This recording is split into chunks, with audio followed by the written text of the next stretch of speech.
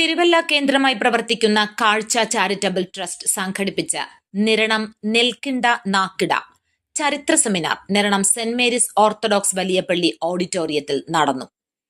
Pulikeezhu block panchayat president Eapen Kurian seminar ഉദ്ഘാടനം ചെയ്തു.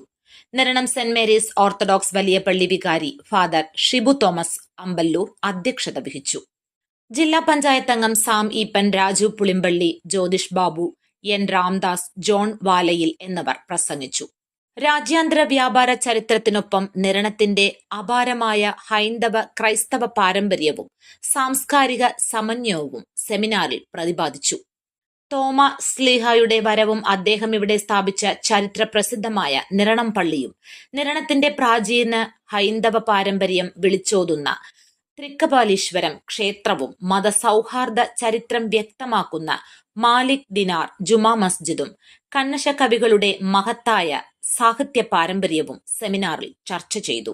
ചരിത്ര സെമിനാറിൽ നെൽക്കിണ്ട തുറമുഖം ചരിത്രവും പൈതൃകവും ഗവേഷണവും എന്ന വിഷയത്തിൽ തിരുവല്ല മാർത്തോമ കോളേജ് മുൻ പ്രിൻസിപ്പൽ ഡോക്ടർ അലക്സ് മാത്യുവും കണ്ണശ ചരിത്രവും ഉദയ കവീശ്വരന്മാരുടെ അഭയസ്ഥാനവും എന്ന വിഷയത്തിൽ യുവകവിയത്രി അനഘ ജെ കോലത്ത, തൃക്കപലീശ്വരവും നിരണത്തിന്റെ ചരിത്ര പൈതൃകവും എന്ന വിഷയത്തിൽ ചരിത്രാന്വേഷകൻ ഹരികൃഷ്ണൻ എസ് പിള്ള, നിരണം പള്ളിയും മാർത്തോമായും മാർഗവും എന്ന വിഷയത്തിൽ ചരിത്ര ഗവേഷകൻ ഡോക്ടർ കുര്യൻ തോമസും, മാലിക് ദിനാർ ജുമാ മസ്ജിദിനെ കുറിച്ച് Al Ekhsan education charitable society secretary doctor Maulavi Ali Al ഫൈസിയും ക്ലാസ് എടുത്തു.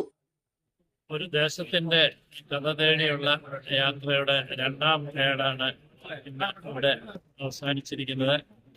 നിരണം നെൽക്കണ്ട നാക്കിട എന്ന ടൈറ്റിലോടുകൂടി കേരളത്തിന്റെയും അതിന്റെ സമീപ പ്രദേശങ്ങളിലെയും ഒക്കെ ഭൂമിശാസ്ത്രപരമായും സാഹിത്യപരമായും മറ്റ് ഉള്ള ചരിത്രത്തിനെ കുറിച്ചുള്ള വലിയൊരു അന്വേഷണമാണ് ഈ ഒരു 9 മണി മുതൽ 4 മണി വരെ നീണ്ടുന്ന സെമിനാറിലൂടെ നടന്നത്.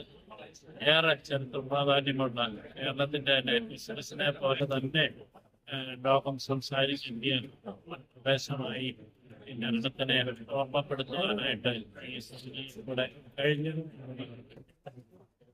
ഒപ്പം തന്നെ എഴുത്തച്ഛനോടൊപ്പം തന്നെ അല്ലെങ്കിൽ അതിന്റെ ഒരു എഴുത്തച്ഛനായിട്ട് തന്നെ ആദരിക്കപ്പെടേണ്ട കണ്ണശ കവികളെ കുറിച്ച്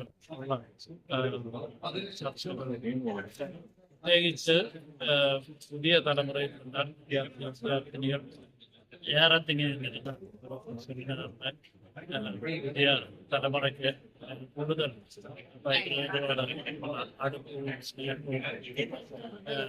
ഉണ്ടാക്കിയെടുക്കുന്നതിനായിട്ട് കഴിഞ്ഞു എന്നുള്ളൊരു വിശ്വാസത്തോടുകൂടിയാണ് കാഴ്ച ചാരിറ്റബിൾ ട്രസ്റ്റിന്റെ ഈ രണ്ടാം ഏട് അവസാനിക്കുന്നത്.